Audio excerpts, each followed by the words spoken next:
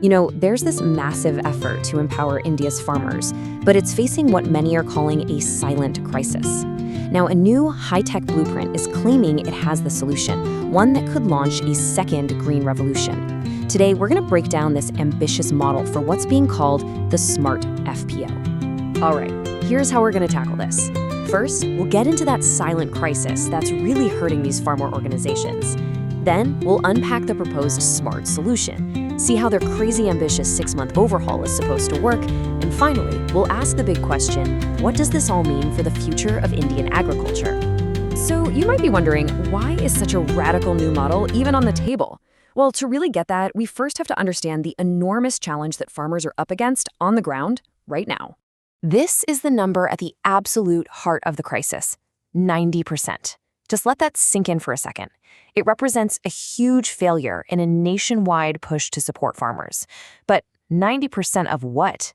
What are we talking about here? It all has to do with these farmer producer organizations, or FPOs for short. The idea was actually pretty brilliant.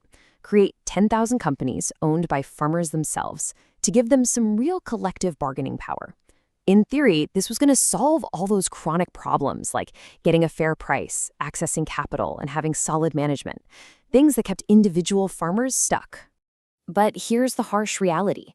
The vast majority of these FPOs, the very organizations that were designed to lift farmers up, are failing. And for the folks who invested their own savings, their own trust in them, this isn't just some policy setback. It's a direct loss of money and, maybe even worse, a profound loss of hope. But, sometimes out of a crisis comes something new.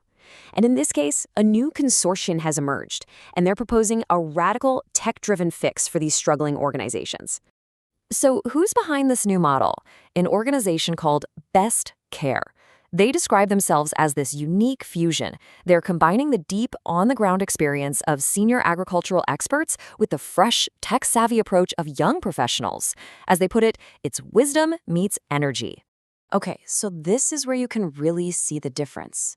A conventional FPO, a lot of the time, is just about farmers pooling their produce together. But a SMART FPO is a total reinvention. It's a full-on, digitally enabled rural business. We're talking about using AI to predict crop yields, IoT sensors to check on soil health, and even blockchain to create a completely transparent supply chain, all the way from the farm to the consumer. So let's get into the nitty-gritty of this model. What are the actual core components that make an FPO smart? Let's break down the blueprint. The entire concept is really built on these 3 big ideas, and together they're designed not just to fix an FPO, but to create a whole new kind of institution right there in the village. Pillar number 1, total transparency, is all about using technology to build consumer trust. So imagine this. You're in a supermarket in the city, you scan a QR code on a bag of produce, and boom, you see its entire story. The farmer who grew it, the exact date it was planted, its whole journey right to your kitchen. The second pillar, rural bioindustrial hubs, is really interesting. It's aimed at stopping that talent drain from villages to cities. The goal is to go way beyond just growing crops. By creating local processing and manufacturing, these hubs can take existing self-help groups and turn them into a professional workforce, creating skilled jobs right where people live. In this quote, it just perfectly sums up their whole vision. They want to blend the kind of operational discipline and ruthless efficiency you'd expect from a huge corporation with the community-first, democratic spirit of a village cooperative. That is a really ambitious mix. Okay, so that all sounds great, but how do you actually turn a struggling FPO into one of these high-tech powerhouses?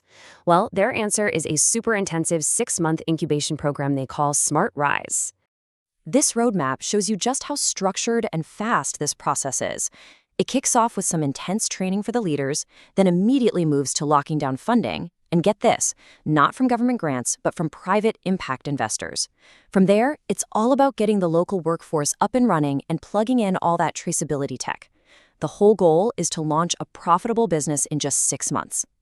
And the targets they're setting are, well, they're incredibly ambitious. This chart gives you a sense of one of those goals, to create 3,000 lakpati DDs. Now, that's a term for female entrepreneurs who earn over 1 lakh, or 100,000 rupees a year. On top of that huge workforce goal, The program also wants to help each FPO pull in up to 1 crore rupees. That's 10 million rupees in capital. We're talking industrial scale stuff. So let's just pull back for a second and look at the bigger picture. Because this isn't just about fixing a handful of FPOs. The ambition here is much, much larger than that. What they're really aiming for is to create a model that plugs directly into India's larger national goal of Atmanirbharta, which is all about economic self-reliance. I mean, they're framing this as nothing less than the engine for a brand new tech-driven green revolution, transforming villages into core powerhouses of the national economy. But, and this is super important, you have to understand the nuts and bolts. This is a high-cost, high-intensity program. The fee is 60,000 rupees a month, and they are very clear that this is not for everyone. They use a really strict selection process to build what they themselves call an elite vanguard for this new revolution. And so, that leaves us with this final, really critical question. The blueprint is ambitious, it's detailed, it's super tech-forward, but does this kind of expensive, exclusive, and intense support represent a scalable key that could unlock the potential of rural India for everyone? Or is it a powerful but ultimately niche solution for a very select group of organizations that can afford to be part of that vanguard? That, right there, is the question at the very heart of this new future for farming.